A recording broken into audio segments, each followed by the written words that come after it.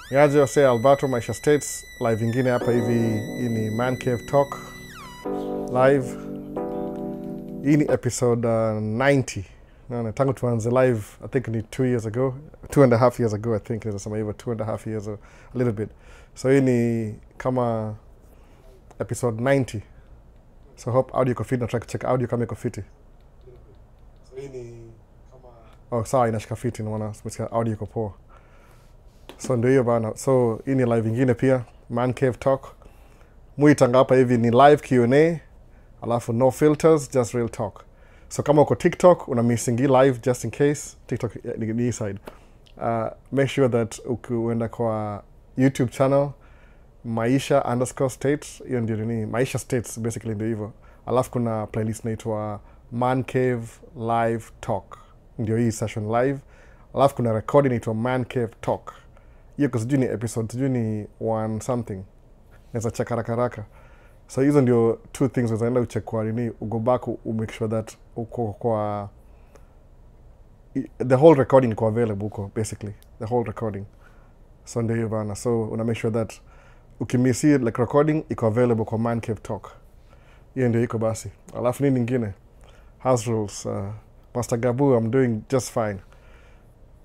So book za last week nilisahau kuzipost by the way. Msali niza book fulani ya last week. Niko na books fulani hapa hivi. Ilikuwa Rich Dad Poor Dad. Najua inakaa weird kwa nini kwa inaitwaje? Kwa TikTok. Kama ni ya K-side. Rich Dad Poor Dad ilikuwa one of the books. Alafu nilikuwa nasoma ile Economic Masonry. Book nyingine ndio hiyo basi. Hope naweza iona, sijui kama ni hapa. Economic Masonry. Alafu kuna I Will Teach You to Be Rich. Alafu kuna The Psychology of Money.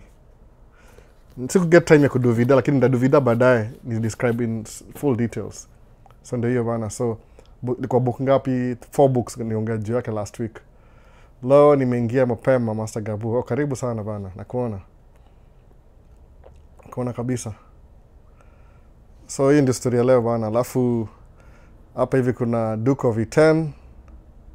Hello Hermanos. Alafu kuna Edward kama sema finally locked in and loaded. So hiyo ndio story ya leo bana. Wamenichangea tena YouTube bana. Hao ni nyinyi wananyang'anya wananipatia. So ndio hiyo basi. So leo nataka kurecord pia video ya TikTok kivyake. Nione kama itakuwa poa. Ile vertical addition kutoka hiyo.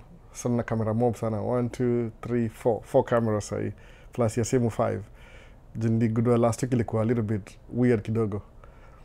So hope audio iko poa. So ilikuwa hivi last week tukaongea juu ya kuna vitu zime come up by the way the previous week. Kuna mse fulani anaitwa Stanley askali bambo hapa Minnesota, simjui by the way, just in case katuma message ni aje najua mse simjui. Alafu kuna ule mse aitwa Charlie Kirk aliuliwa last week. Sijui alimuua, ilikuwa tu kitu very weird by the way. So I don't know what happened exactly. Alishutiwa lakini anaongea vitu very provocative kitu kama hiyo. So sijui kuliendaga aje hiyo story ili nimesahau kwa volume hapa. So basically ilikuwa hizo story. Hiyo Stanley ni story alikuwa anataka ku get dem sijui nisemaje, chips funga ama ni akapatikana kumbe amesetiwa na makarao, kumbe the other end ni makarao anamngojea. Naona sasa akaenda hivyo ikamkatia.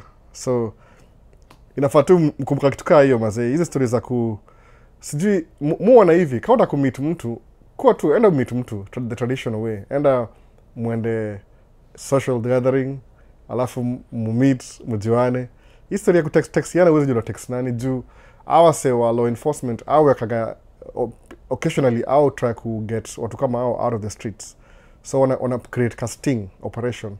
Alafu wana pretend ana text na mtu back and forth kujua. Unajua ni ile intention. Kama kuna hiyo intention alafu execute, inakaa ni kama weird kiasi, lakini ni ile end up unakuwa in trouble juu kuna ile intent ya kucommit crime. Umeshow up kwa place, umekaa na do na kila kitu, na it's illegal. So msa alikuwa anataka kutafuta dem yuko underage. Mazee ilikuwa mbaya sana bana. Inatuharibia sifa hapa wa Kenya. Lakini anyway, hii ni choice aliamua kumake.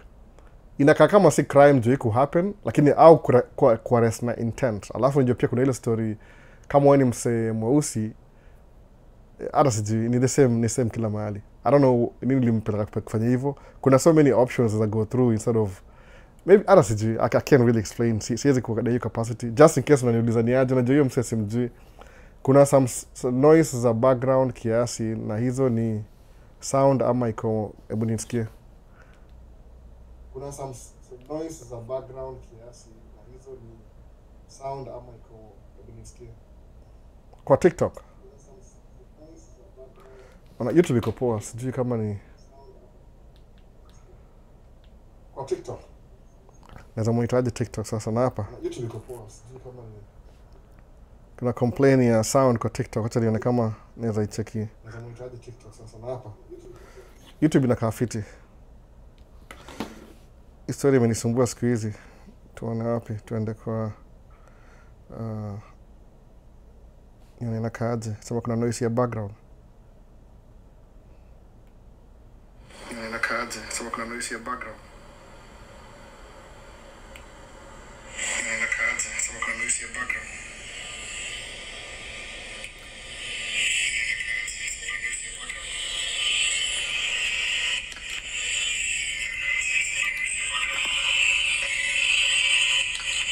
The feedback.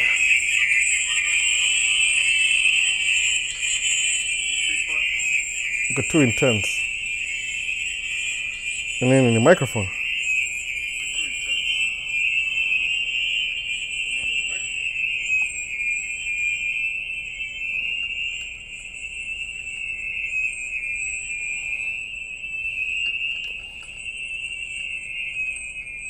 Tunianze tena TikTok. Ina shida fulani.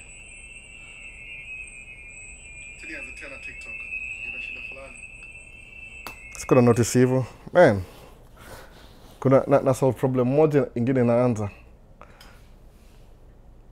Alafu sina time mob, leo niko na kama 1 hour na kitu napeleka watu hii activity fulani. Ngoja nione nini. Okay, kuna sound iko aje.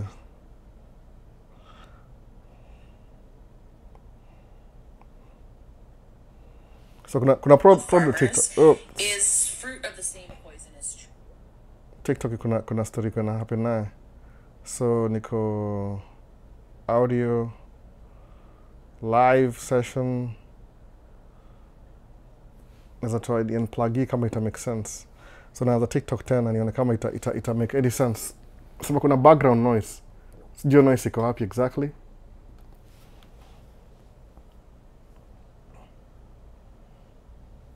Troubleshoot ni hard.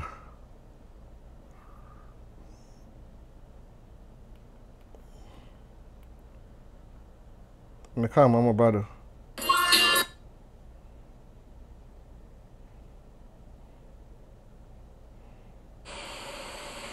Bado kuna noise.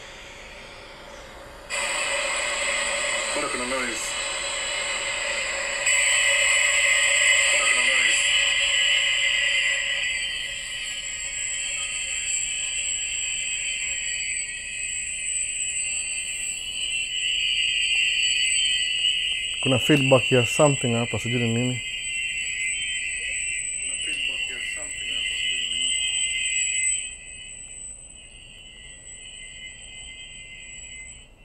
Wow.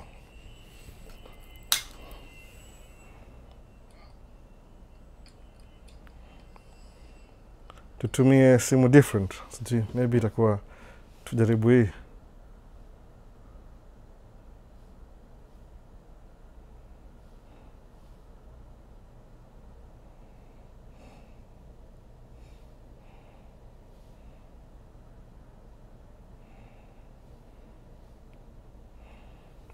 Tunajaribu hii kama itawaka.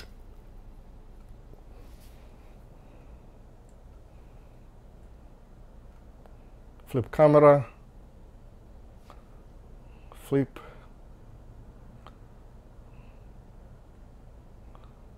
Sony monitor na hii. Leo tuna story mob ni aje.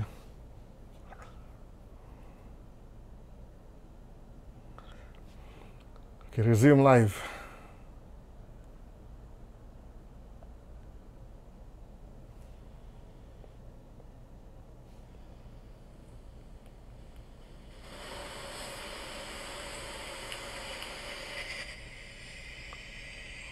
Kuna something na happen hapa, sijui ni microphone feedback.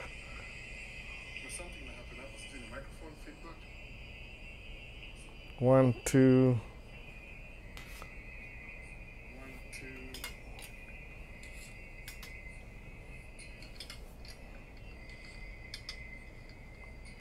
Sijui, labda tutacha na TikTok leo. Kamini YouTube, sijui ni nini kabisa. Siwezi determine kabisa.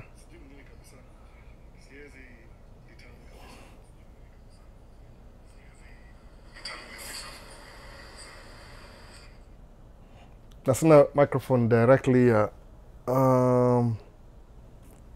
don't have anything that unaweza work hapa hivi. Sina microphone, so tutacha na TikTok.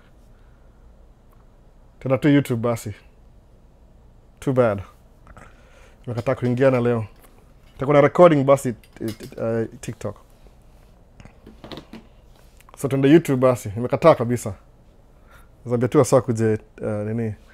Sijui ni kuna background noise fulani na sijui ni nini. Maybe ni microphone, maybe ni something to do with a power source. Sijui ni nini kabisa. Do separately. So turudi kwa YouTube tu peke yake basi. Kuna nani? Kuna Michael Ochesema vipi Albo ndio kuingia. Karibu sana Michael. Alafu kuna niko ndani. Kuna Duncan Macharia sema vipi Albo from Bahrain. Oh, karibu sana mazeka Bahrain. Sijasikia mrasta Bahrain for a while. For a minute. Ampotea. Hebu kuna hii power. Nini isa kana cause hiyo noise? Is there anything connected ile auxiliary? Tuone. Bluetooth. Nothing is connected. NV, LG. Sijumbo nimekataa leo. So, tuendele na YouTube tu. Watakam tucheki recording. So, kuna nini? Kuna Duncan. Jusina time leo. Kama 1.5 hours hivi. Watayo kuna activity na peleka exactly at 2. Echuo. TV nasemaje vipi Albo niko poa kabisa usikii. So, kuna Climens Lax asema hi Albo, good to see you. Following from Roy Sambu.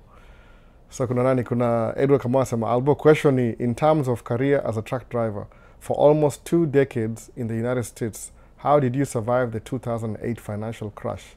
Because ulienda States 2007. So Edward Kamau 2008 sika nimeanza tracking. Nilikuwa ndio nenda kufanya, I got my license 2008 maybe October. Nilimaliza kusoma June, July, August. Alafu September nikaenda test, nika-fail a couple of times. So October ndo getting a license ile clean kabisa October. So sina prior experience. Sijui nini iPhone, sijui I don't know exactly what I did. Sina prior experience ya kupata anything before that. Ilikuwa tu nini ilikuwa tuko tumeingia job 2009. Ilikuwa very hard by the way. Ilikuwa na getting a load. But pia nilikuwa I was a new driver, so sikuwa trusted sikuwa na experience kuchukua zile high value loads. Niko napewa zile low value. Napewa mapallets. Kama napewa any high value niko na trainer driver. Ile unakuwa assign na driver fulani, alafu mna drive na yeye for a duration of time. Mkimaliza sasa ndio mnakuwa ni aje, unaingia unapewa track yako, unakuwa peke yako kivyako. Lakini before that niliget license 2008, nikaanza training October, November, December, January. February kapewa track yangu for the first time. So maybe ni a little bit of January, towards the end of January kapewa track yangu. February kaanza kudrive kivyangu. So December ilikuwa the whole month, November a little bit of it. So ni get license November hivi. Ilinipita kind of, sikuwa na do tracking specifically, niko nishamaliza kudo tracking. That's what happened. Sijui mbona hii camera inakuwa hivyo. Kuna hata sijui. Imenichanganisha. Ningekuwa na Bluetooth wireless ningeitumia, lakini sina anything sahi hapa hivi naweza wakama microphone kwa simu. Unless ni plug in directly. Anyway, so kuna nani? Kuna sasa Albo, let's go. So leo atupate ma questions za TikTok. Watu wa TikTok ndio kama na maswali sana. So tuendelea tu anyway. Sound likes a machine. Ndio hiyo ilikuwa mbaya kabisa usikie. Kabisa imespoil kabisa. Sijui ngo troubleshoot hii story before nianze. I have to start the live alafu tuendelee. So ilikuwa hivyo. So pick up from where we left off. Kuna website wa Stanley alikuwa try to get DM 15-year-old mzungu wana text back and forth akabambwa ni hapa Minnesota, sijui exactly, naona locked in from Alabama, Emmanuel Kipchirchir, karibu. Akapatikana ako na hiyo shida. Hizo vitu zo happen by the way. Kau kuna mademu wako, I don't know, siwezi explain but kwa mimi hiyo story ndio chaga. Story ya kukoa, siwezi sema hizo words, lakini meet mtu face to face. Mambo za online you never know. Utakuwa labda unakuwa set up, alafu unabaki unaenda up in so much trouble for something you could have avoided altogether. Na kitu kaa hiyo. Anza maswali ya sema ati imekuwa mbaya. Niliona hiyo video kidogo tu kaona ni mbaya sana. Alafu na mse fulani pia aliuliwa last week. Hiyo msaka anabonga sijui za hii approach aje bila kukua nini. Wasema tu kuna watu wasema usiongee story mob juu imekasirisha watu wa gava sana. Umsali alikuwa anabonga ni hii stories za tu au bonga stories za wana try ku insight wase. I don't know what to say exactly. No. Siwezi exactly nini ina happen kwa nini. But hiyo gonna cause story inakuwa mob sana bure tu. Anyway, tuendelee. Hakuna comment hapo. Acha tuachane naye tu. So kitabu gani vile umeonyesha Alia ndio imekuhelp aside from Rich Dad Poor Dad? Kuna book mob sana. Mungu anasoma book consistently except the last 2 years nimekuwa very slow kwa sababu tuna newborn ako 2 year old sahi, new kid, a younger kid. But ile musoma book moja alafu na get ile concept hiyo book kabisa. Alafu na try ku-apply kwa life yako. So kama kuna business skills, nasema okay, I want to learn more business skills. About what? Alafu unaangalia something you can learn from your experience, alafu unaitumia. That's what I do by the way. Una get book moja, alafu una revive, unaendelea nayo.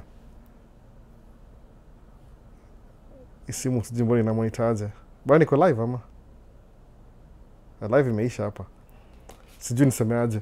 So kuna ile kama say Rich Dad Poor Dad nilipatia perspective ya how the rich spend their money, alafu na how to invest your money.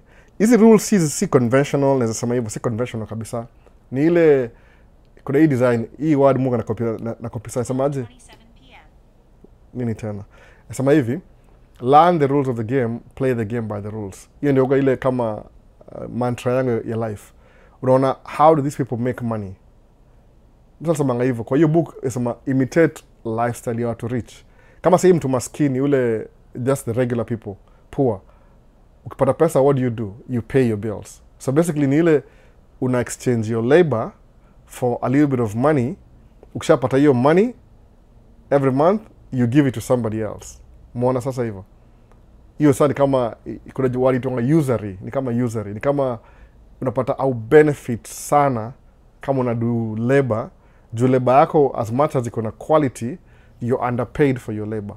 So ukisha receive hiyo pesa hivi, unapatia landlord, unapatia ushuru serikali, unapatia maybe store ile chakula. So kama you're not really making any money, ni kama hand to mouth. Unapewa, unakula, unapatiana. Kama you're just exchanging money. Hiyo ndio aspect ya kuwa maskini. So mimi nilianzia kama from zero. Sikuwa na kitu yote, nilikuwa tu nasema niaje, nimekaa huku hivi, I don't have anything going for me. So ndaanzia hapo. So sawa. Number 1. So number 2 ikakuaje? So once nishamaliza hiyo story ya just ku make dough, sema how do I make my life better? Nikamwambia to build your credit, utakuwa na more opportunity na credit. Which is true in some sense, lakini huwezi kuwa na good credit alafu you don't have an income. Sawa. So inakuwa kama haisaidiani vizuri kabisa. Lazima kuwe na good credit na you have money to back it up. So hapo ndo unaingia saa middle class. Watu wa middle class au treasure good credit, which mina fall under hiyo category ya ku treasure credit. You keep your credit as straight as possible, nothing in between. Naona una keep credit score inakuwa ndio the number 1 thing you take care of. So how do you build your credit? So ukipata pesa, you pay off all your debt so you can have more credit to buy the things you don't need. So kitu kama hiyo sasa. Alafu inakuwa tena revolving tena. Suppose unakubuy gari kama expensive, unajua okay, kama mimi make 10,000 a month. Okay, bills zangu za how maybe kama example yangu mortgage ni 3,000, utility kama 1,500, chakula ni kama 2,000. So pretty quick 5,000, 6,000, 7,000 hivi nishamaliza kila kitu, nilipa kama simu na kila kitu. Na baki na 3,000. So what can I use 3,000 for? So bala ya kusave, what do? Nasema acha ninunue gari moja Mercedes S-Class. Payment ni 1,000 a month. Nilipia insurance maybe 300. Acha ninunue pickup truck. payment ni 1200, nilipia insurance 500 pamoja na ile Mercedes. So but the 3000 left over, I'm using it kununua it's like I'm trying to buy happiness. See investment, juni 3000 ni gari, which is a depreciating asset. Alafu ningia kwa payment. Then unailipa lipa 4 years, you're paid off. Okay, paid off, unasema, man, I need a new car. Tena rudi kwa dealership. Una trade in hiyo yako, unapewa mpya. They give you some money, una enjoy for a while, una spend. Kama unaenda Kenya trip hivi, 1 month, unapeleka familia, unakula hiyo 20,000 yote upata, unarudi back to the grind. Paying bills, paying for the car. Hiyo ni uko tu stuck yani uko kwa loop. Unajua kama all of us are do enough, they are struggling to even be average. All of us are do enough, they're just spending everything they make. Sasa okay, that doesn't make any sense. Mbona sioni kama na advance, hakuna ile upward mobility. I'm stuck. Niko tu hapo kila mahali. So how do I move to the next step? Next step ndio ile sema, how do the wealthy spend their money? It's a little bit different. How do they do it? Au wakipata pesa, when they make an income, the first thing they do si kuispend, ni kuinvest tena. Kwa mtu middle class, hiyo ni kama foreign language, speaking of foreign language. What do you mean I should invest? Nitoe 30% invest. Na je nikihitaji? So napata ile tu vile instinct nakwambia, your thoughts nakwambia, this doesn't make any sense. So ndio here comes ile kama total money makeover, ile Dave Ramsey. Yongea juu the 7 baby steps. So sikwagi nazimemorize zote in full, but number 1 isemaje? Save $1,000. Sawa? Niseme, ina make sense kweli. Niseme, wacha ni try ku save $1,000. Utarealize ku save $1,000 is so hard, ile tu in your own capacity vile unafikiria about life in general. So what do? Unasema, sawa, wacha ni try ku save 500. Alafu tena utumie 200, it'll be back to 300. Aseme, one day nimeamua acha nisave you for usave 1000 umalize. So ni kama ina change your psychology in a way. Nasema you have to deny yourself ile urge na kukwambia spend this money, lazima we deny. So you're denying that, number 1, so that unaweza accept history ingine. So you're denying this to accept something else. Mbona hivyo inakuwa hard hivyo sasa?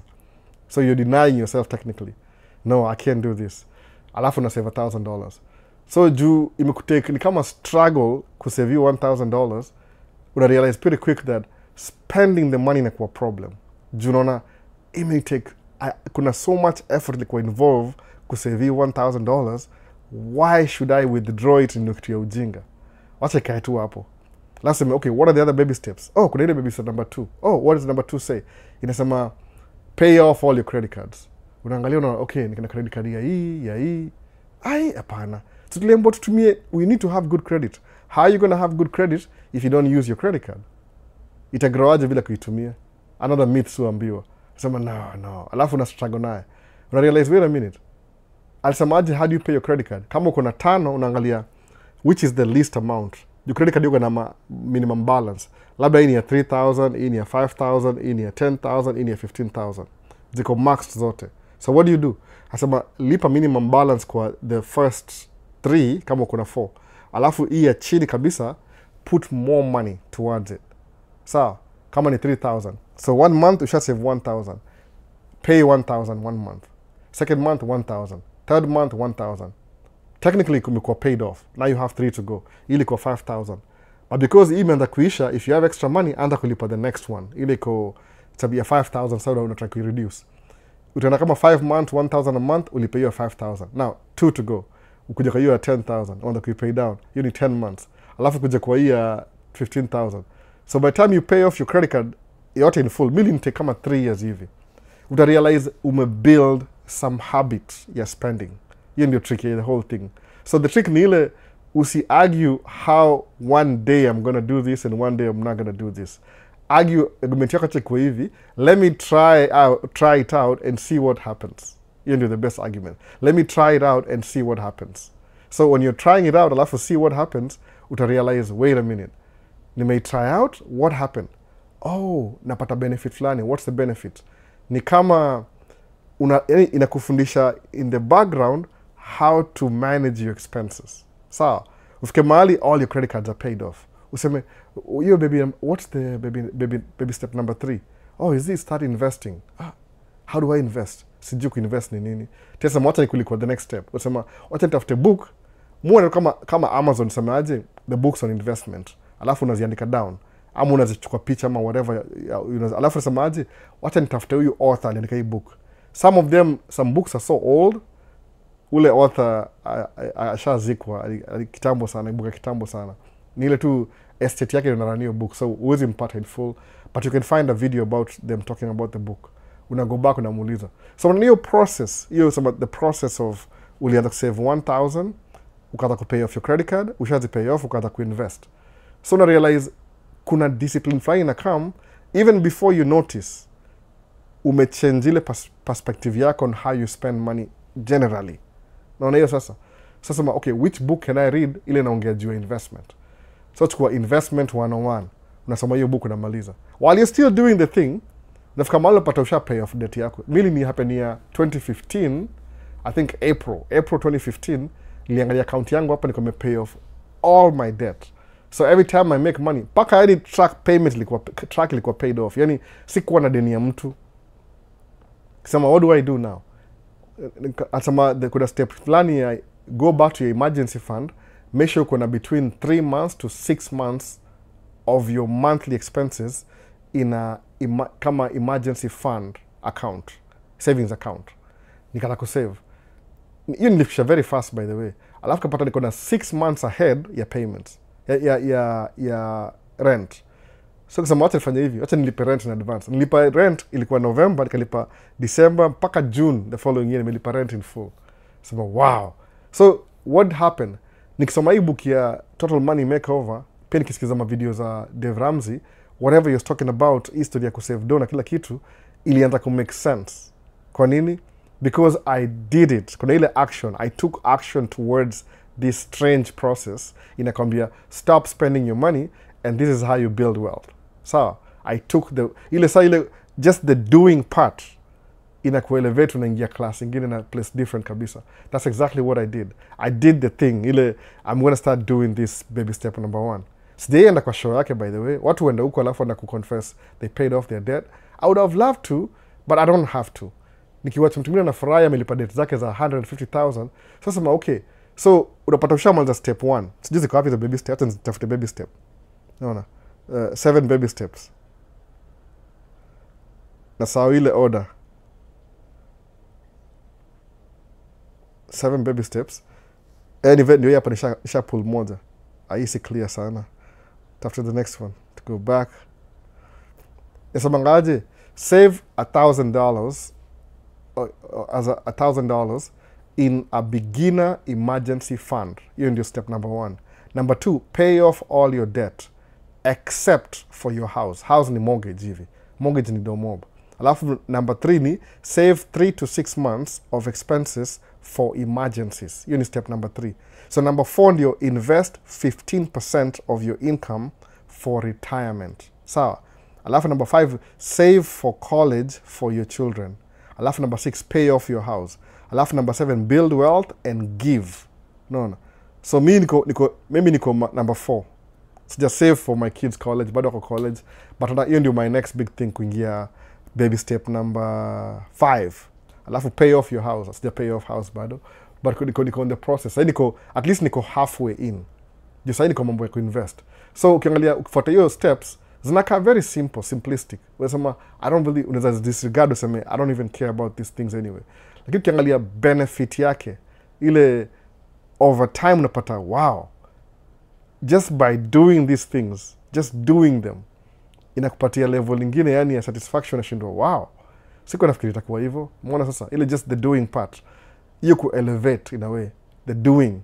When you start doing the things you're supposed to do, una move to the next step. So ndio semeaje which book itanipatia insight how to invest. Utapata kuna maybe 7, 10, 15 books available. Kama una time, soma zote. Alafu kusoma book ikimaliza utaona you'll borrow something from every book. Alafu yaka pamoja uone which is the best way forward. Unaona labda nda eliminate investment na focus na investment. Kama nili attend class ya real estate. Ni ile hour say real estate wataka niwapatie 35,000 so I can get into their program wanifundishe how to buy and flip houses. Alafu kusema, okay, let me do my research before nipatie 35,000. It was a lot of money, by the way. But that akafikiriaje, ni kwa 35,000, I would rather buy a dump truck. Kwa nini? Ni kwa adishanga side dump. Nasema, kitu ya construction is something I know because I do it on a daily basis. So, naona kitu hiyo ni different. I would rather buy a dump truck. Nikafikiria.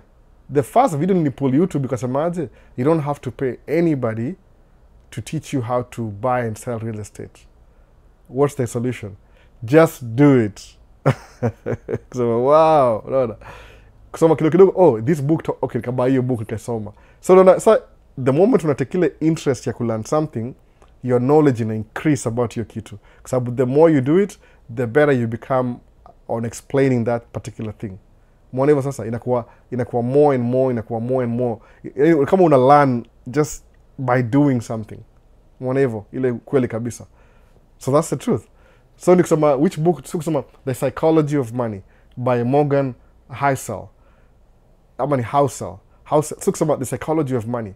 Ukisoma hiyo The Psychology of Money and you've been doing baby step debt, utapata every time you read a chapter, una agree na hiyo book already, even before, sababu hii knowledge umekuwa naye prior to reading the book.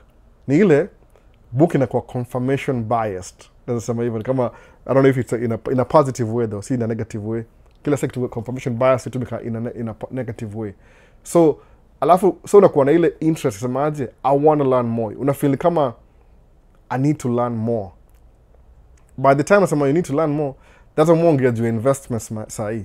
Kama singewahi chukua hii journey hii ya kuanzia the 7 baby step, singekuwa naongejua investments sahi. Ningekuwa naongejua happy, nimeenda Italy, nimezunguka. Nothing wrong to travel, by the way. Ningekuwa nimedrive gari zote premium. Mimi na gari moja, mbili actually. Moja ni ya job, ingine ni personal. Lakini si driving hiyo personal sana juu 5 days a week ama 6 days a week niko job. So hiyo personal I drive once a week. I'm starting considering like, what if nisipokuwa na hii gari, ile maintenance, kila kitu nikisave hiyo do, where would I be? So na pia mindset na change. So idea ni ile, if you start doing things, move away from hizi vitu za kawaida, zinakupeleka place ya investment. So kusema, which book is going to help you do this and that? Lazima ufikirie usemeaje, let me start my journey na total money makeover. Nione how far. Sababu having this knowledge, utapata shule ufundishi hizi vitu, they don't teach you how to invest. Ini kitu utapick along the way, sababu shule they teach you how to be an employee. Ndio uende ufanye mtu job. We exchange your valuable labor for minimum wage. Ile profitable capitalism, no. Exploiting people's labor for profit. Hiyo ndio capitalism. So kusema, okay, how do they make money? So msamangaje, because I know you sijangu na step by step, I'm trying to kukua ethical in a way. Kukua na empathy. Empathy ni ile vitu wazinihusu. Suppose nikihire driver, I want to pay them a good rate, a better rate than my competition. Hakuna competition. Ile tu, I feel kama working for me ni kitu, I'm not exploiting their labor. Na appreciate. Naona hivyo sasa. Ile tu from my consciousness. Ile nasema treating people right. Ina come to from within. Sasa. So that's why kusema, aside from Rich Dad Poor Dad, ukifuata hii journey kama Total Money Makeover, utadiscover more books that could lead to more things that you never thought. Ndio msemangaje, everybody has a potential. Utapata what I lack right now mimi, ile the books that I haven't read yet, maybe mse mwingine kama tuseme Edward wewe mwenyewe umesoma 5 books about investment na mimi nimesoma moja. So but if you're reading, nikuuliza swali because you've read them, utanijibu swali moja ama you'll introduce me to some new level of thinking sikuwa nayo before. Why? Just because you read 5 books na mimi nimesoma moja. Umeona sasa? Hivyo ndio musema hivyo. So hii ni kama trial and error. The doing itakulead to the next step. Utashanga sana. Just doing it. Just do it. Kama ile Nike. Just do it. Sasa, so kusema which particular book, siwezi kuambia particular book. Ni ile tu, kama ina make sense, hii the 7 baby steps, anza kuzifanya. Uone how far you'll go.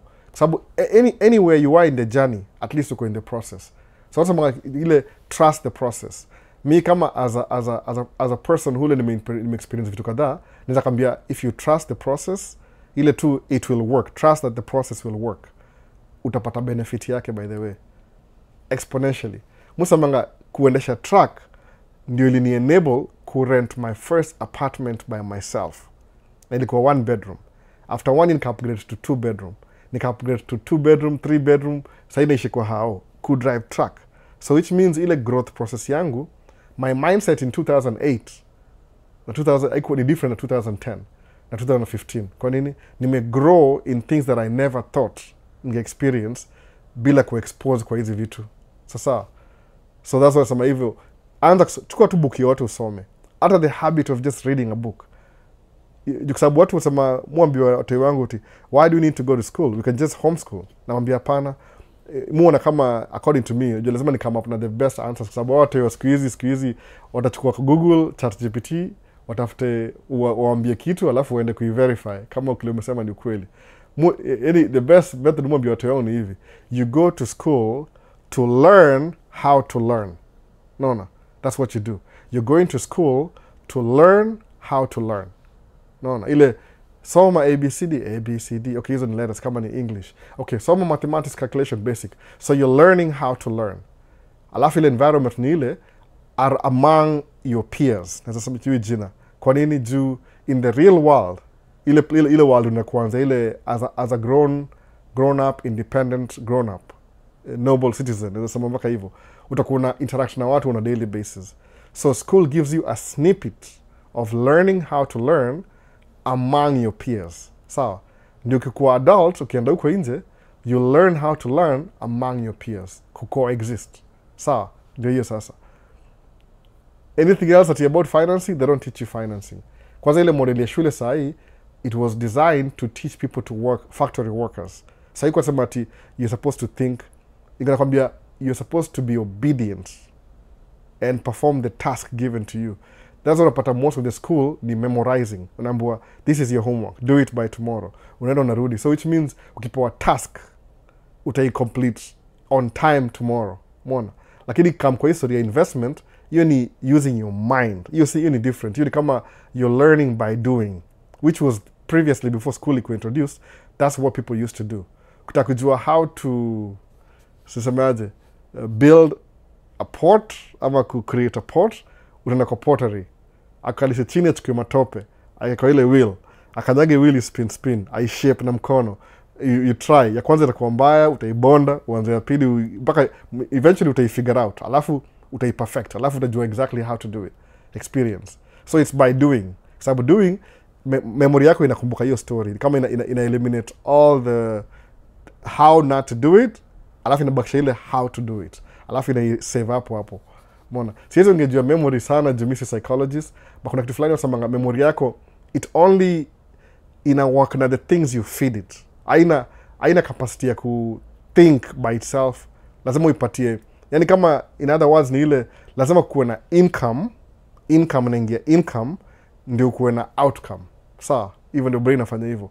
So kama if you have nothing in your brain, income, what's your outcome going to be? Nothing. Sawa. See, tunasema tu ile example. Ukiwa na substance income, what's your outcome? More substance, do they multiply.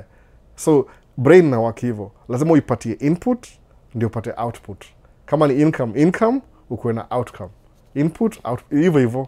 So kama brain haina kitu, so that's why ukina kusoma book, inapatia more knowledge. People who lived before you wameandika hii book about investing. So all you gotta do is just read the things they wrote about. Alafu muona kama when somebody writes a book, iko more intimate, iko more detailed.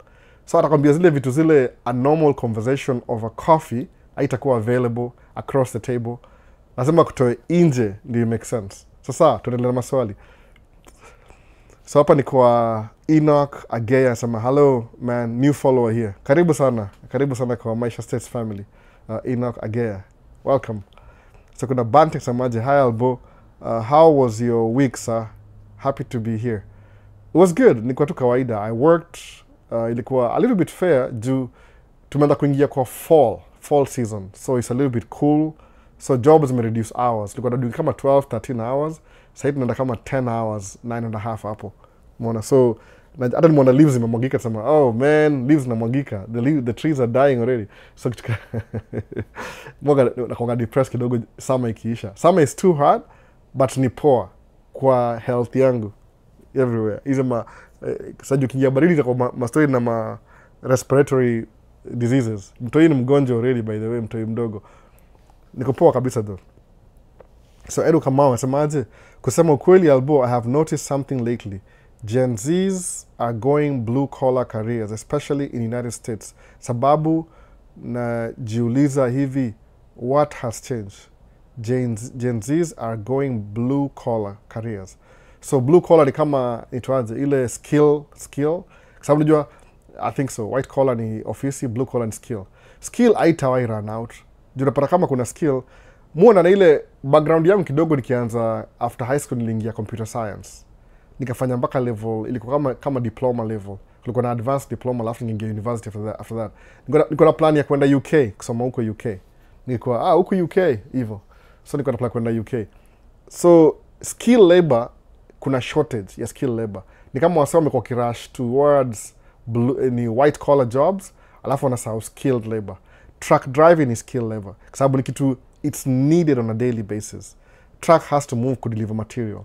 So napata mtu underestimate atafute kitu the easier thing to do, which is true. Actually, it's easier to do office work than drive truck the whole day. Hata musema hivyo kila siku. But mujiulizaje, I have to remind myself, pinch myself and say, wait a minute, who's gonna hire me now with my lack of experience, alafu nilipe that kind of income I'm looking for, kama, I don't know, office job. Ndaanzia minimum wage, ndaanza from the beginning. So can I really afford that? No. Sababu skill yangu kama sahi, before nimeanza live, nimefix kitu kwa track asubuhi, by the way. I fixed something in the morning. Nimemaliza. Skill tu ile tu, nasema, let me save some money. Kuna YouTube videos, you watch YouTube videos, unaifix mwenyewe. Nibadilisha filter, nika-check oil ya. Hizo tu maintenance vitu. Nika-tighten vitu, nibadilisha exhaust. Yaani kuna vitu kadhaa nimefix mwenyewe. Hiyo ni skill sasa. Because I'm a practical guy. Mi si mse ati nangojea na think. That's what I am for a long time. So uki-avoid skills, utapata you're missing out on so much money. Sababu skills, people need these things on a daily basis. So, I don't know. No. Itakuwa a little bit different. Anyway, next ni gani? Na feel guilty na hii phone. I usually nichukua microphone ya touch naye. Nilikuwa TikTok sahi. Maybe tutacheka kama example leo alafu ndai fix baadaye. Ama nda compensate. Nenda ni plug in microphone nifanye TikTok live baadaye. So kwa nini kwa you skilled labor ni mzuri. Usiwahi avoid skill. Hata kama umesoma your white collar job, tafuta soma kuwa na minor na major kama unaingia university. Major in whatever, sijui business administration, international, whatever. Alafu minor in plumbing. So, ama kama ni hard sana, enda uingie truck driving school, upate your CDL, junior skill, then continue on with your education.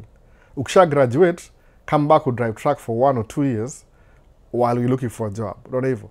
Alafu utacombine hizi skills, because kuna hizi skills za white collar, alafu na skill ya truck driving, so utakuwa end up, you'll be running trucking business passively. Ile you'll hire people, because understand ile skill level, alafu kwa ofisi, we manage from a proxy, kitika hiyo. Me, I can't do that. I'm learning. I want to learn how to do that. Ile, can I manage this kwa ofisi?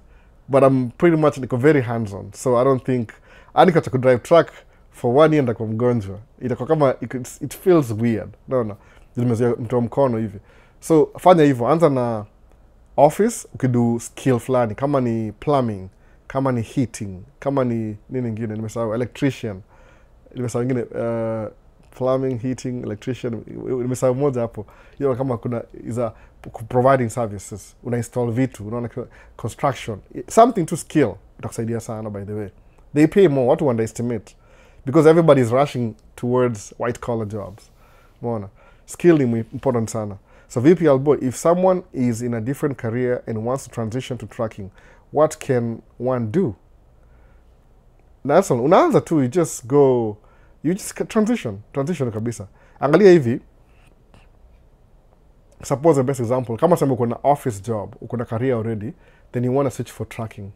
Unasema aje, utaanza pole, kama mimi nikiswitch from my entry level job, hadi kwa big deal. Niko na job mbili. Niko na do job kwa Walgreens, which is a store, alafu na hizi ma factory. Different factories, by the way. Na hizi ma agencies. So, transition to trucking, sikuwa na alternative because I had to keep my bills going. what I did, nilichukua weekend classes za tracking. So on Saturday morning from 7 to 4, ilikuwa how many hours? Walipatia, ilikuwa 12 hours, 7 to 7. Alafu 7 to 7. I forgot how, ilikuwa nini, 10 hours every weekend? Yeah, I think ilikuwa 10 hours. I was doing, normally tracking you take 4 weeks. 8 hours, 5 days, you need 40 hours. So inakuwa 160 hours a week. So me gonna do 10 hours every weekend. So I do job Monday to Friday, Saturday, and for 7 to I think 5. Sunday, 7 to 5. So my weekends were gone completely. So I did that for throughout the whole summer ya 2008. Ilikuwa June, July, August. Because you're only doing weekends, it'll take longer. Lakini because skill level yangu ya truck driving, maybe the first month, ilikuwa the first 2 weekends, niko nishashika most of the things. Sababu mostly, weekend ilikuwa a little bit slow. Hatukuwa crowded. So sometimes ukanambuaje, go work on your backing up. Tuko wawili, tunapoa track moja. Because ni weekend, not so many people wanakamu. Our class weekend ilikuwa maximum 7 people. So kuna track kama 3. So tunaenda kama 2. Alafu once in a while, gari ikona extra seats uko nyuma. So ta split into 2 groups, tuende kama watu 4 waende kwa gari moja, alafu 3 waende kwa gari ingine. Tuende on the road. So the road iko hivi, mtu na drive half an hour, alafu na pull over. So kuna driver seat hapa, alafu instructor hapa. Alafu kuna viti 3 huko nyuma. So what you're doing ni kama una rotate musical chairs. Huyu dereva akitoka anakaa pale nyuma, huyu anaingia na drive. Mna move hivi, mna move. So we'll go for hours to drive hivyo, half an hour. Tena repeat, mpaka to come back to the school. So napata within a month, I was way ahead of my game. Nikanimeshika vitu mob sana. Alafu juu ile lunch hour, because haiko crowded sana, tulikuwa kwa yard hivi. We used to practice backing up, nini. So I could even test out by the second month, which my classes were in the weekend. Sababu I needed something that nikianza tracking hivi, ita replace, nikiwacha 2 jobs, minimum wage, hivi, tracking will replace my income. Mwana hivyo, that's how you transition. So what I mean, they play it safe. No, sikuwa na hiyo option. Wataona option ile seme, umeoa dem. Hiyo ni example mungu pati na poa hapa hivi. Madem wale, most of them who do well in America wana doing nursing. Sababu nursing pays a good minimum wage. So mtagre na spouse wako msemeaje, wacha niingie chuo for, utabu utasave, uingie chuo for 1 month straight, umalize. Alafu uanze tracking the following month. Akuokole na payment. That's why it's good when there's 2 of you. Uko alone, kama mimi niko alone, itabidi ufanye weekend. Alafu ndio so transition until your income ya tracking and could replace ile ingine pole pole. Chances are itakuwa lower than your other job, lakini because you're getting into it kuanzia chini, itabuild your income over time. Alafu itakuwa poa. So I don't know. That's the best way to do. How do you replace it? Maliza, alafu transition uanze hivi replace income. Kama uko na mko wawili, Nelson JR, make sure that your spouse akusaidie for a month or so while you build this. Alafu tamwambia aje, I will pay you back with interest. You make it more lucrative. Sababu kile mimi najua experience yangu kama mwanaume, madem awaga ni hard to spend do yao kwa chali. So I get it. You're supposed to be taking care of them. See vice versa. So no. You'll deal with that. So next, Isili niko ndani, my brother. JJ Kubai. Karibu mse wangu Isili bana. Karibu sana. So Dero Travel samaje came in late. Hujachelewa sana. Tukutumeanza mapema. So Kiplangat IZ VP Albo. Between Freightliner na Mark Daycab, which is better for side dump on your opinion? Naweza sema Mark inaweza kuwa poa kama iko na ile juko na ground clearance, lakini in terms of maintenance na unaanza na truck ya kwanza, na prefer uende kwa Freightliner. Freightliner ndio Toyota ya truck. Iko ile word ni ubiquitous. Iko available everywhere. Like most parts stores zitakuwa na parts za Freightliner. So if your Freightliner breaks down this evening, chances are utakuwa overnight, utakuwa able ku fix your story, most likely tomorrow utakuwa job. Ukiwa na Mark ile complicated, alafu yaribike leo jioni, 3 days out, usha lose 3 days. Na kwa hii job ndio one day ni kama almost 1,000 something. So tuseme tu $1,000 average. So 3 days you've lost 3,000. Freightliner, you've only maybe utalala 6 hours juu kuna fix track the whole night. Ama kama uko na good mobile mechanic, atakufixia everything all night, alafu umlipe asubuhi na uende job. So you didn't really miss a beat. Mbona hivyo? Ni mambo na time na money. So I prefer go for Freightliner first. Ka unaanza. But kama wewe uko na mechanical skills and you know what you're doing, mimi prefer Mac. Kuna preference na kuna logical. Unaona? Preference ni Mac, lakini kwa logical kusabia for the sake of business, Freightliner. So I mean on Freightliner. Do you know why? I said nikiendelea na side up, my next track itakuwa Mac. Sababu Mac iko more comfortable, iko na more creature. Mac ni Volvo, by the way. In America, Mac ni Volvo. Volvo owns Mac. So, no. I think since, I don't know since when, walinunua. So, of course, Mac itakuwa poa, lakini if you're starting your fleet, wataanza na Freightliner, itakuwa, in terms of maintenance, itakuwa rahisi kidogo kuliko Mac. So, next nani? Kwame asemaje, I appreciate you all both. There is nothing higher than sharing knowledge free. Kwame tuambie siri za China. Karibu sana bana. Kwame yako China bana. Beijing. Sijui kama kwa Kenya ama sharudisha China. Usiongee about huyo msee amededi juzi. Siongee juu yake nime sidestep. Technically hapa tuongea juu ya politics. Kuna vitu zina happen kila siku. Mimi sinanga gossip. Mimi na focus na one thing. Nataka ile kuwe na nini?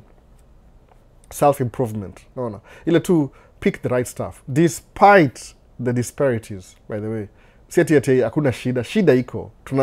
Mimi na agree, by the way, na agree. Najua tunaongea nao, shida iko. Kuna wase shida iko bado. Pesa ijaingia, ja figure out life. Kwa nini? I know that, by the way. Despite disparities, work hard. Utapata mwoga na shida mpaka saa hii. Niko na shida everywhere. But nimelan kuembrace hizo shida.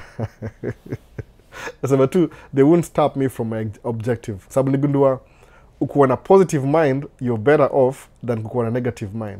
Sababu the world in general ni kama iko against you in a way. Everything ni kama kuna friction when you're doing everything. Kina job ni friction. Kufanya friction.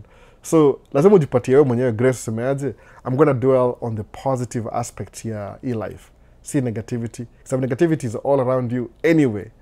If you want it out utaikosa, utafungua app moja hivi scroll a couple of videos uone full of negativity, alafu one positive.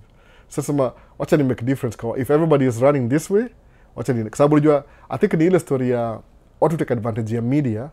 Bad news sells faster than good news.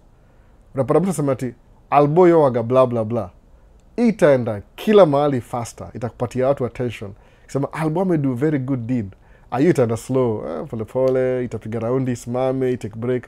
So mujua hivyo.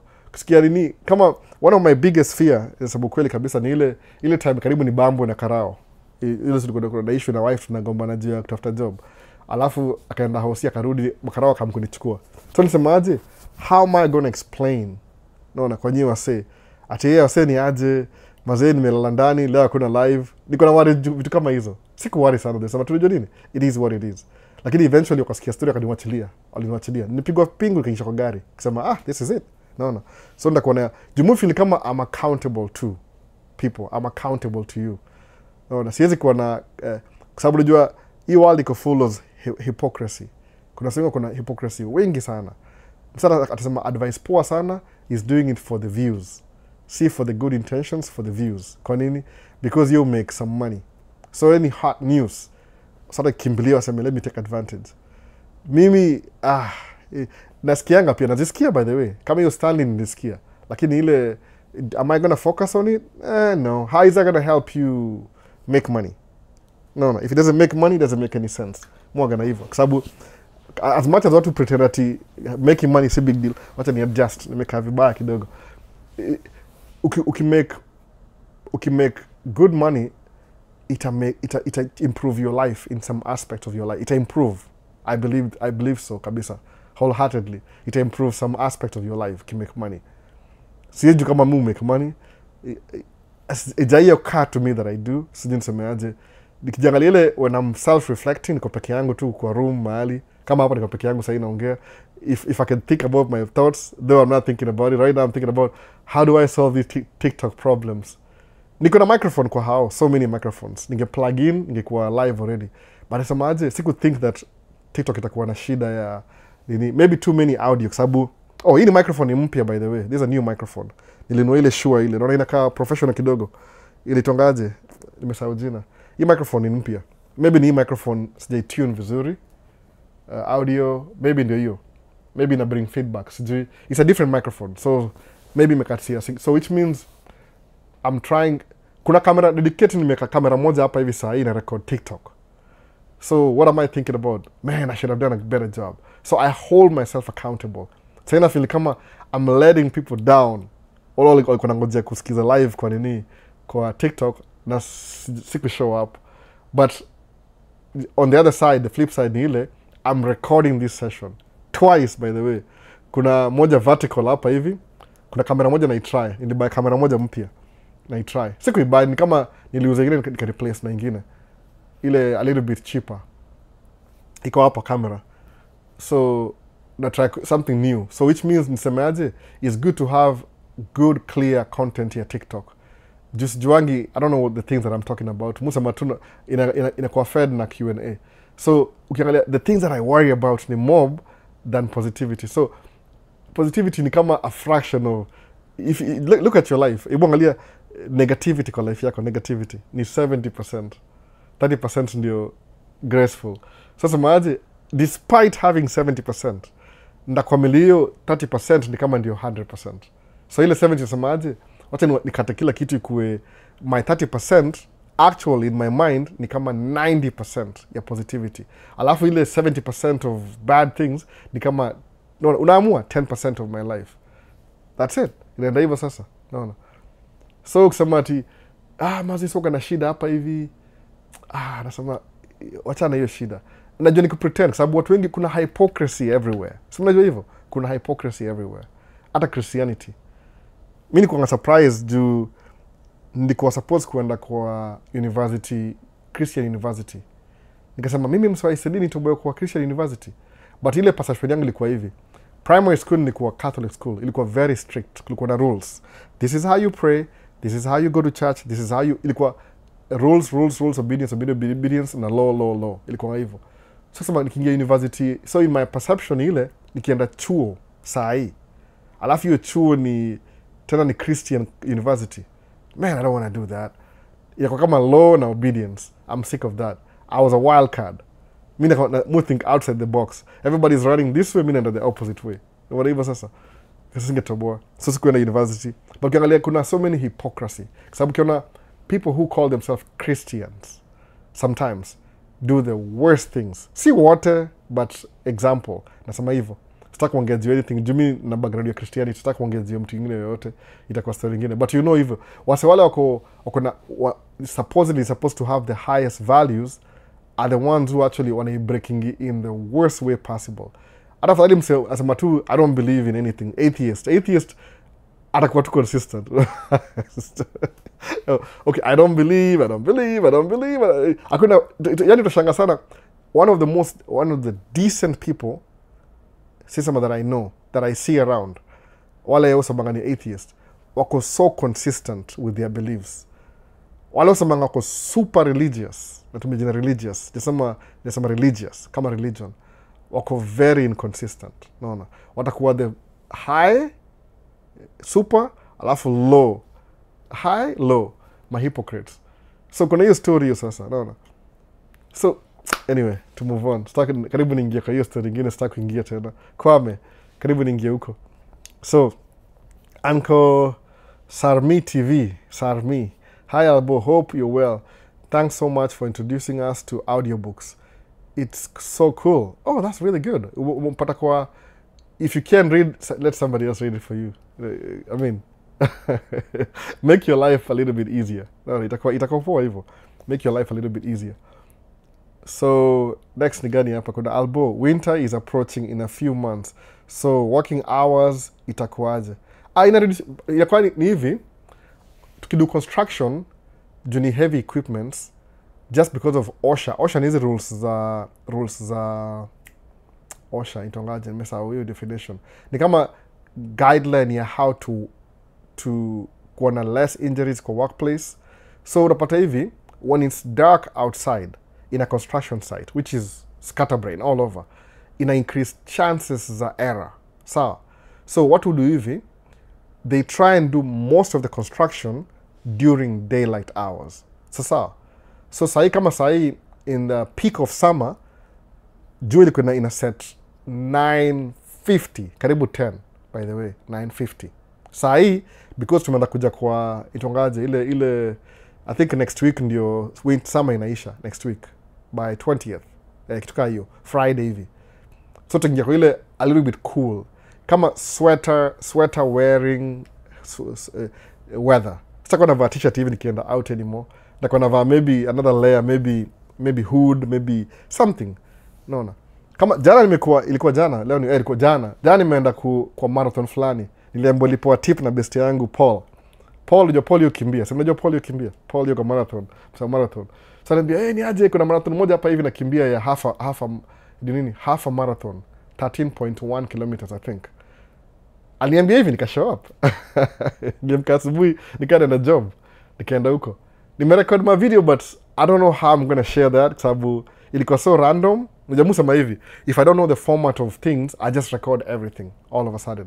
Nilivaa kamera hapa, nikapiga mapicha. Maybe I'll post it, maybe I won't. Mwona sasa. So kuna hiyo aspect ya so marathon ukisikia ni mambo that's your point here is naongea hivyo. Ukisikia marathon zimeanza, that means you are moving to the next season. Sababu fall is the best time ya kudu marathon. Juu weather iko cool kidogo during the day. Napata kama kuanzia asubuhi itakuwa nini? Maybe itakuwa I don't know kwa Celsius. Ibudi na Celsius. Ukiona marathon kama leo kuna marathon leo pia. Temperature sahi ni minimum ni 20 degrees leo, high ni 30 degrees Celsius. Kesho ni 22. So 22 itakuwa high, alafu kwenda hii ni morning temperature. So 20, 22, 19, 18, 17, 15 by Sunday, 14, 16. Unaweza tumetoka kwa 20s tumeingia kwa 16. So the mornings are a little bit cool. So into the best time kwa marathon. Tuangalie sasa ile highs. High ya leo ni 30, kesho 29, Tuesday 30, alafu Wednesday 27, 25, 23, 22. Mbona sasa hata ni ile overall ile high ya heat imeenda kureduce the deeper we get into September. By October hivi itakuwa high itakuwa low itakuwa 10, alafu high maybe ni 18. By November nakumbuka January this year nilichange gari yangu ile weather kwa van into Celsius. Jumu make video kwa van mara mob nikiongea na wasee nataka mu understand what the rest of the world does ni Celsius. Only America inatumia Fahrenheit. Anyway, Celsius kwa van January ilikuwa 3 a high. Low -2. Akasema, oh my goodness. So inakuwa more depressing. So what happens ni hivi, juu ya construction, unapata as we go towards fall, giza inaisha mapema, tuko na do jobs are less hours, which is okay juu we've worked more hours kwa summer, less hours ina balance out. Kwa sababu kuna time kana do job 3 weeks, 12 hours every day. 3 weeks imagine. Niko nimeisha mbaya. Unawasha AC the whole day. Paka hiyo AC inaweza kuaffect ile hewa kama unasikia inaku affect kwa juu you're trying to cool down na hiyo heat. But spring na fall is iko moderate, just right. Ni kama Kenya ni nini? July ni winter. So hiyo weather ya July Kenya ndio tuko nayo hapa fall sasa. Tunavaa sweater. That's really good for hapa Minnesota by the way. Very good. Sasa tunatembea, watu wakimbia, you'll see more people out. Winter sasa kufika snow hapo sasa tunakuwa tu ni gari venue indoor. No. Kuna makasho kibao leo hii nini cool weather. Kuna marathon, kuna hizo event Oktoberfest, kuna sijui so many things are happening kila season. So that's what it is. Hours to reduce but minimum itakuwa kama 8 hours hivi kwa sababu they want you to drop the last load before ikuwe dark. They want you out of the job site before ikuwe dark. So by I think next month itakuwa 7 hivi, 6, 5, ina reduce. We are losing daylight. Itakuwa na more darkness. That's what it happens. It's a big deal by the way. Nishaifanya hivi a couple of times ina balance out eventually. So Steve asemaje, big up Albo, always watching your videos. Such an inspiration. Thank you, mazeka inaku help. Hata mimi ni help by the way. No, I'm not talking to myself in a help. So asemaje Enoch again asemaje, hey Albo, can someone use a sleeper cab for dump truck jobs? Yes you can, lakini ikuwe midroof ni mzuri. Juu sometimes anda hizi aitangaje hizi vitu na saujina. Ilitangaje. Ni kama silos hivi zinaitwa nasahau hiyo jina. Iko overhead kama overhead storage hizo itwaje jina. Jina mpotea kabisa. Unaingia kuna hizi silos ziko juu hivi, then you're supposed to drive hivi alafu umwagio inafungua gate na mwaga mchanga alafu inafunga. Itaje hiyo jina, nimesahau hiyo jina.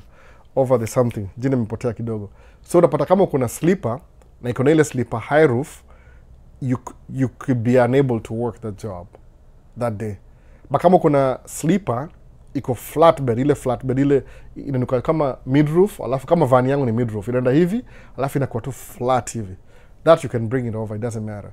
Alafu kama iko ile inaenda hivi alafu ina extend, hiyo itakuwa hard some jobs, which is you never know, sometimes unachukua mchanga hapa nafanya hivi.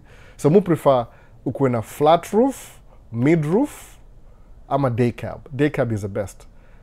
But kama uko na truck already over the road, wewe kuja uanze tu, shida kesi baadaye, unaona. Kwa sababu ni kisha kile dough kwa consistency, you can actually buy another truck.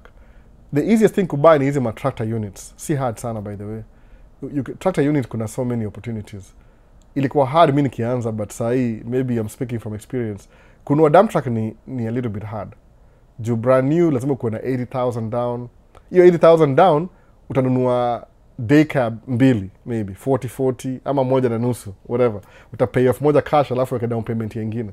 Truck yangu ilikuwa 96,000. Umeona? So kama ningekuwa na hiyo cash ningebuy dump truck nyingine instead.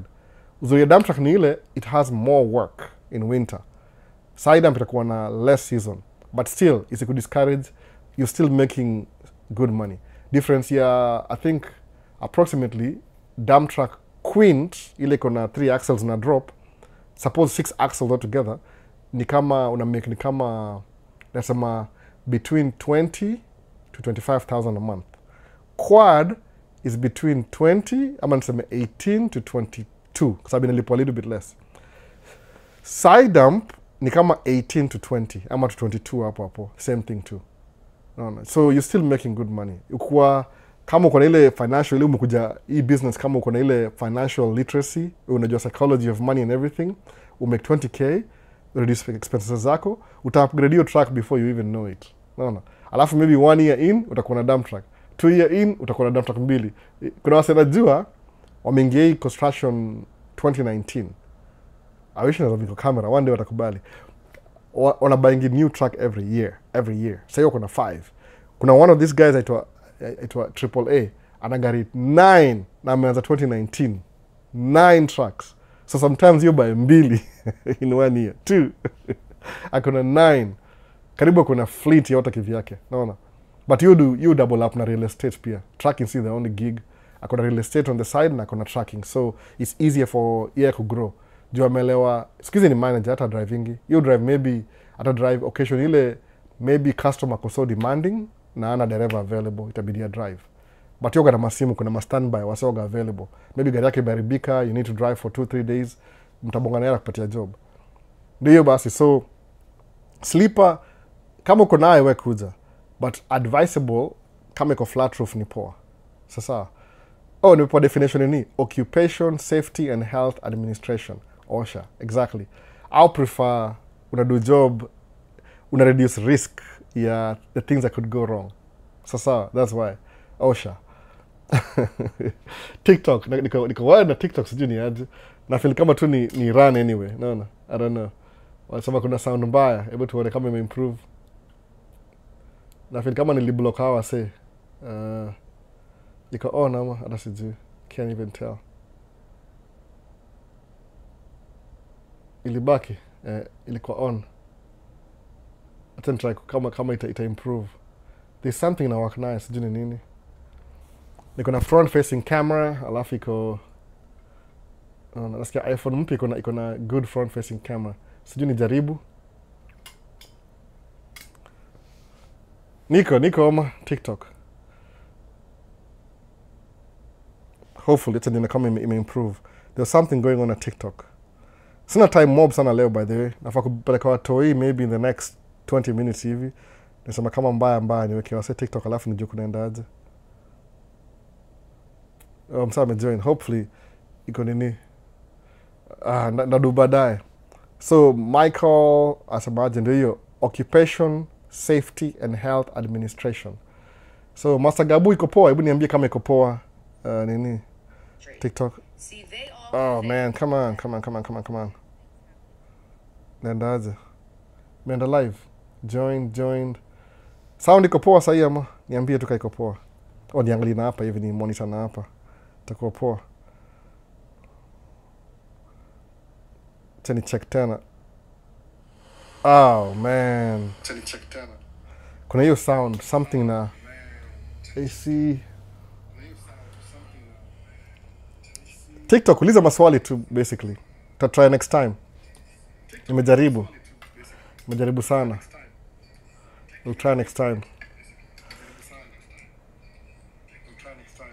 Iko bia na sure kuna hiyo sound sema kuna kama system iko mbaya kidogo sijui nini. Labda ndaba hiyo iPhone mpya nisikie kuna improved front facing camera. Ama ni figure out how to connect all these things kwa simu. Iko sawa hopefully sasa hopefully.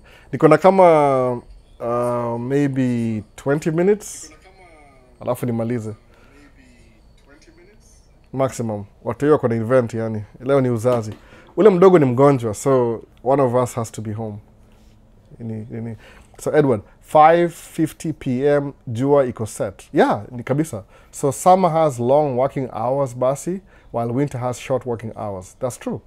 Unapata hivi kama ile they want you on the job site kama the sun is out. Ile kama tuseme kama kuna job moja nilidu juzi ilikuwa nienda kwa pit nikachukua material 6 am. Kakam kwa airport by 7. So sikia winter you can start early lakini kwa job site they want you at 7. Sawa. It's clear, invest wisely hapo kwa iPhone. iPhone mpya.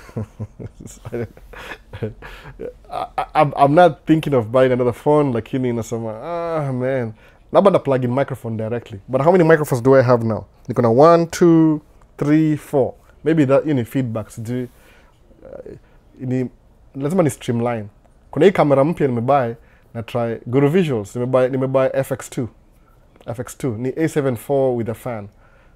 Na try out no itakaaje. Hii ndio itakupatia video vertical saa hii for now. I'm testing it out today. Leo ndio test drive.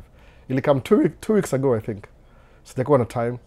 So Edward hivyo summer inakuwa longer alafu winter inakuwa long nights short days. Summer ni short nights long days. Kama nikimake video sasa if I'm driving to work utaona sunrise in the morning. Kwa nini juu sunrise inakam kama 6 hivi 7. Kifika winter juu itakuwa 7 in the morning, sun iko sijui ishaenda juu kabisa already. Umeona? Kama kuna sijui ni how many hours maximum kuanzia 5 mpaka 9 daylight. Unaona? Hiyo ni summer. I think pia ni free mind samaji albo. What do you think about Charlie Kirk database? I'm asking because I've heard you're having ignorant comments about Candice. I'm asking because I heard you having ignorant comments about Candice Owen. I'm not gonna comment about Charlie Kirk. I didn't really know him kabisa. Mutra could stay out of politics kwa hii channel. This is like a self-improvement, make money, get rich, give me a commission, I'll appreciate it. Spending your story. Kuna waso hivi, musema hivi, kama, wacha niongejua Candice Owen, kama nimpatie nini kidogo. Nikiwatch Candice Owen, there's things she says that I agree with, but there's things she says that I don't agree with. So sometimes that makes sense in a general topic aspect. Niko poa camera that's due. That makes sense, but sometimes kuna comment na make ziko very disturbing. Alafu one of the things ni ile the way najua kuna grifting. Kama usema hivi, kuna msee labda ni TV presenter ataona hivi, if I pander to this group of people ndapata more audience and more money because in the general aspect I'm very average. but if I'm average to this crowd, ndakuwa na more views. Muona that's what she does. Ama secretly hiyo utakuwa mtu mweupe. Juu kama akuwa na baby shower yake kulikuwa na picha TikTok, alinvite watu weupe tupu. Hakuna mtu mweusi mmoja. Sasa shindwa, na yeye ndio mweusi kabisa na kama mweusi kabisa nashindwa. Anyway, naona nilikuuliza kuhusu new scene 50. Hata sijaiona bado. Ikiza kuwa Canon is a little bit too late juu imekam kunini, imekam kwa market a little bit too late na hiyo FX, ni kama FX3 ya Canon. Wamechelewa sana by the way, wame lose. Would you love to try the A7 one day? A7 one day? You're living the dream for sure. Thank you for being my mentor. A7 what? A75? A71? Oh, no, A91. Kuna A91, A93, A5. RSG. Kuna so many cameras in Sony. Like, rudi hapa hivi. So, free mind, mi sikogi na comment kwa say by the way. Me, political pandering, na try to stay out of it. I'm not good at it. Ndanini. So, hey Albo, when the jobs become less, can you do regional or local jobs with semi-truck? Yes, you can. Nijaribu hivyo. My first year. My second truck ever ilikuwa sleeper. Ilikuwa Freightliner Columbia mid-roof. Haina windows. Hiyo truck nilipia, actually ilikuwa transition point. When I bought that truck, that's when I started making real money. Sababu ilikuwa haikuwa na issues. I still see it. Niuzia best yangu ameipark mahali hapo na iangalia sema whoa. I wish ningenunua back. I could buy it back. So hiyo gari ilikuwa hivi, haikuwa na problems, ilikuwa sleeper. I tried to nieka plates za ile waitaje apportion plates za kwenda out of state. Lakini ukidu construction, gari napata damages flani that if you go over the road you're going to end up in trouble kwa hizi inspection. You won't pass any inspection. Utapata gari kuna more problems za kusolve than solutions. So, naona. Kama unabuy gari ya, fanya hivi. If you make enough money kwa season, enda Kenya for 3 months. Kaa huko. Ama if you don't have enough money, go drive somebody else's dump truck in the winter. Upata experience. That's what I did, by the way. Mimi nilianza ku drive dump truck before I own my own dump truck. So when I'm not available, kakuna job, I was driving a friend's dump truck. That's what I did. Mwana sasa. So inakuwa poa hivyo. Sina time mob. Acha ni confirm nitumie na message gani. What time is the event? Kuchukuliwa labda already. So I would love to try the Sony camera, God willing. Which one? The A7 IV? Guru labda nakutumia moja. Soon. What time is the event? 2? Okay, I'm gonna. Do you wanna come say hi to everybody? No? No, huyu hawezi kuja. Huyu ni middle child wangu. Yeye hawezi kuja hapa. Hawezi kuja. Nimeshai kama mimi. So sawa. You'll be good. By the way, Guru Visuals. They're hapa hivi Guru Visuals. Camera ni system. I think Nikon is doing a good job now. Canon, kila mtu, every camera is good. Problem ni ile ukianza kuinvest kwa camera, unajua lenses cost more than the body. So kama mimi niko na ecosystem ya Sony, all my lenses sahi ni Sony. So nikisema naingia kwa new system, I have to start all over again. No. All over again from the beginning. I don't want to do that. No. Gapiria sema saying hi. Karibu sana. Nakuona. Kulikuwa na problem, kuna sound problem ya TikTok. Nafaa plug in microphone directly. This live is getting complicated every day. Sasa I say kuna activity ya watoi iko 2 p.m. Central State Time. Sasa ni 1:30. Maybe ndaendelea TikTok baadaye kwa sababu sikuwa fair enough. Enda live hapo kwa streets. Naona. I'll do the streets live. Kuna sijui ni interactive program ya something. They are ready to go, by the way. So hiyo ndio kitu na happen saa hii imeanza mapema. Lakini kama uko TikTok miss recording, I'm recording the whole session. Sijui kama wataniallow kupost 1 hour over, but I have the whole session recorded. Vertical. Inajaa kwa simu yako hivi 4K. Naona, vertical. Hiyo vertical ni ya kamera mpya nimebuy 2 weeks ago. So sawa, nime-replace tu kamera moja. So kuna any questions? Lastly, nafaa niende saa hii, kuna 1 minute remaining. Life fupi leo, it happen once, but nda make up. So kama miss live yoyote kwa nini is University of St. Thomas in Minnesota a good uni? Yes, it is. Very good university. Very good university.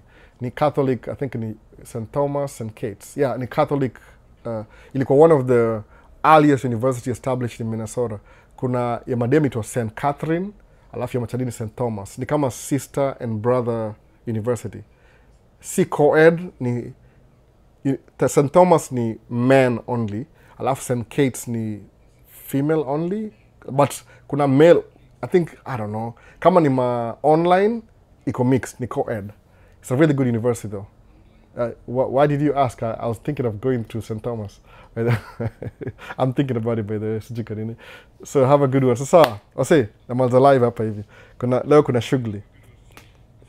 I feel bad. It's heartbroken. Mupenda hapa hivi. It's like it's just a happy moment. Hello Albo, tukumbushe ile books. Sasa, books ndio hizi by the way. Zitaka opposite. I'm so sorry. Hii inaitwa I will teach you to be rich. How can I make this work? I can't even do it. Lazima nikuwe na opposite. Ama ni flip camera, hebu tuone. Kama niza flippy camera. Is it too late? Nda make video. I'll make a video about this. Kuna video pale nyuma. Book ndio hii. I will teach you how to be rich. I'm doing this for the camera behind. Sasa, hii. Book moja ndio hii. The last week. Alafu inaitwa Economic Masonry. No, Economic Masonry. Ndio hii hapa hivi. Alafu next ni Rich Dad Poor Dad, the famous book. No, Rich Dad Poor Dad, ndio hiyo hapa hivi. Famous book. Hii ya Robert Kiyosaki. Alafu kuna hii. Kuna more books. Ile tu, this happened to be around me. Alafu ni The Psychology of Money. No. It's just the psychology of money. How to think about money. That's what it is. Camera ya nyuma ndio ile pale. Iko na very good autofocus. Naiona, inanitafuta. Hizo ni books za last week.